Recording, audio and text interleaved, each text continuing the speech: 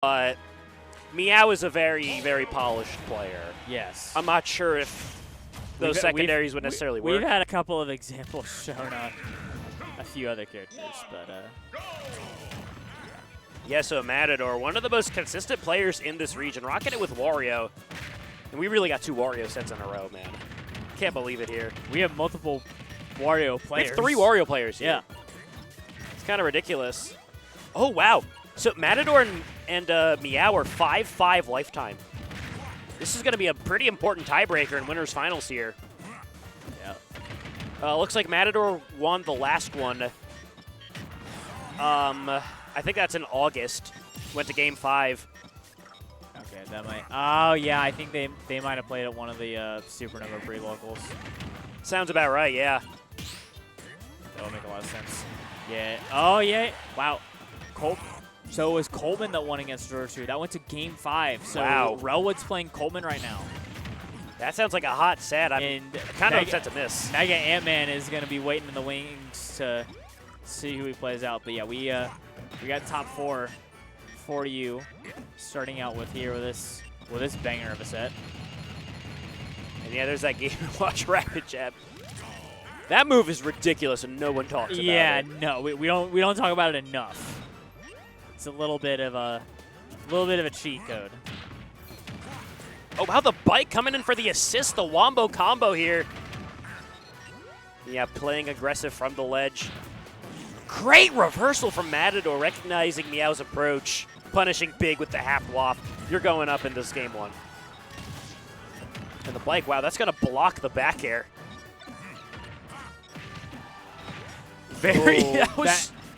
Nothing Reed could have really done there. Yeah, that was just a series of unfortunate events. Didn't have the bike, didn't have a jump, just you're gone. I don't think he was ready for it either. No. But wow, using bite to validate the bomb. Really smart there by Mata. And Meow returning the favor with a Nair chain. Great reaction from Matador, finding that fair. Whoa! Holy! That wouldn't have killed, but that's still a lot of damage. That's really good resource management by Mata too. Like that could have been a lot more. Up smash out of shield. Okay.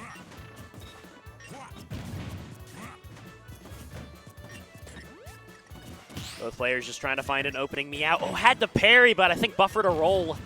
Definitely not what you want off a parry there. Oh no. Yeah, okay, finding an opening. Does not get the jump read. The shiftiness from Matador. Finding the opening, taking stage. Okay, but the aggressive landing from Meow. Now he is in control. Does not get the grab.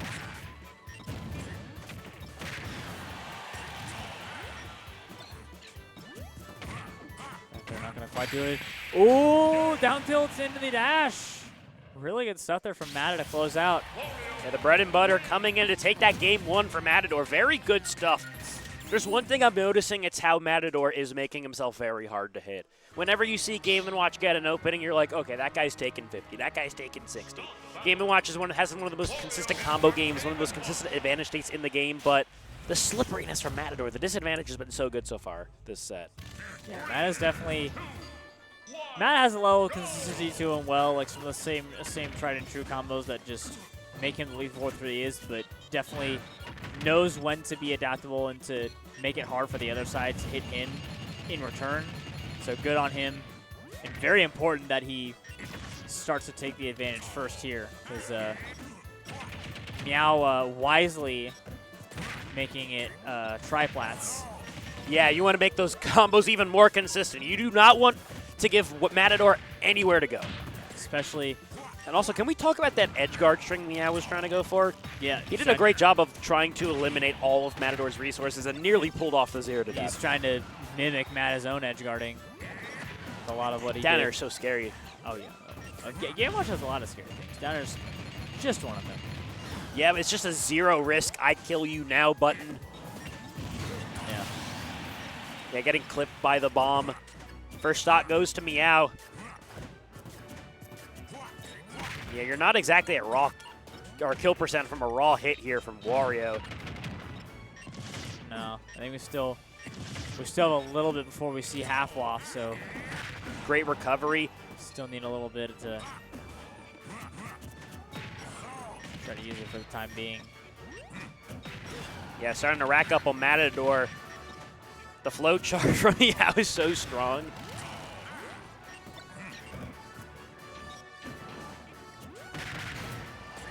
Okay.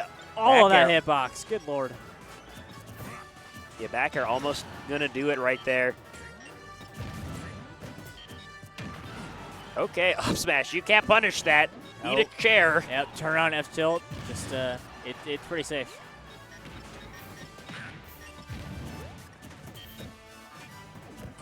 This is kind of where things get ugly if you're Matador here. Meow was just completely in the driver's seat. Oh, and it looked like he had a jump. He couldn't, yeah, burn the jump. You don't want to burn Waff right there either. No. Kind of like with earlier, just save it for when you need it as much as you can. For sure. Yeah, no jump. Bike didn't regenerate enough time. And again, there's down tilt dash attack for the save. It's not a 3-stock. But either way, Meow is on fire right now. Not giving Matador any openings. Up he gonna take Wario out of the bike. Ah, and that's death. Yeah, not up being at the right time. Not enough drift to make it back to the stage. And Meow seemed to have all the answers in that game too. Battlefield switch certainly made him look a lot more comfortable. It was needed. It definitely helped him.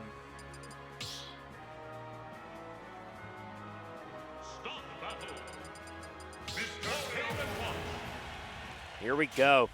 Let's see if Matador is able to bounce back here. Game 1 looked very strong, and okay, Smashville. You want to get up close and personal here. I like the thought process. Aggressive landing going to work out for Matador. Oh, but the drift back. Yeah, I was talking about this, I think, for the Lipton set, but Wario up B out of shield is very underrated. Frame 7 option, does a good amount of damage. Yeah, Decent hitbox. Yeah, not definitely one of the characters you'd expect to have that decent of an out of shield option, but he's got it. Yeah, Lipton was telling me in the car, Paul, there's some characters you just kind of shield camp against. And oh, bad trade for Matador. Meow, yes.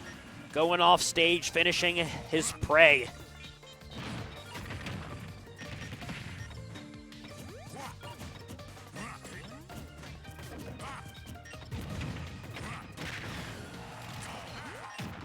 Oh, I like that down air from Meow.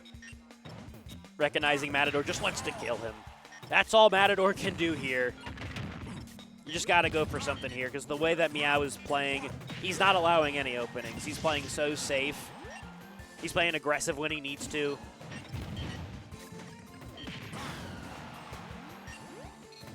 It's a very hard kind of like play style to beat as Wario. Yeah. I see it as kind of like a hot cold. Yeah. Like sometimes he just shields, he's just going to wait. Wario's eventually going to land. Yeah, just parry that. And then when you have him in the corner, when you have him in the air, that's when you go in. He didn't have enough. Yeah, the SD from Matador. Meow seemingly running away with this game. Yep. Good reset, finding the up throw. And now it's all Meow. Yeah, the stage pick did not seem to do anything here for Matador. Meow is running him over right now. Again, just keeps landing on the shield. He is met with an uppie every single time. This could be scary. Yep. As good as Meow has been so far in this game 3, 1 waft combo is all Matador needs to even this up at this percent. Game & Watch is not going to live a waft here. He's not really letting him get a chance to even just touch him yet. No. I think that's a risk you had to go for there. He was within, like, he was in the same zip code. I thought that would have hit for sure. It looked like it would have, but sometimes we're not allowed to enjoy things. Upsmash going to beat out the key. Yep. Almost enough to kill. It's a solid hitbox. Good amount to use it. It's his best smash attack, which really says a lot about his other smash It attacks. really does. There's a real up smash. Yeah. There's a real up smash. Catching the spot dodge, Meow going up 2-1 in this winners finals. Yeah, we might also be seeing a little bit more of a best of 5 Meow. Just, the first game definitely like threw him for a loop, but he was like, all right. He locked in. Yeah, that sums it up. This is the definition of a lock-in from Meow here. And the down airs doing so much for Meow here. I feel like it's like whenever Matador is chasing him, he just does down air and it works. And Meow is getting so comfortable at catching Matador's landing. He's not even upping anymore. He's just up smashing. He's into a rhythm, and it's going to be very hard to stop him. Yeah, he seems to have just gotten the download here.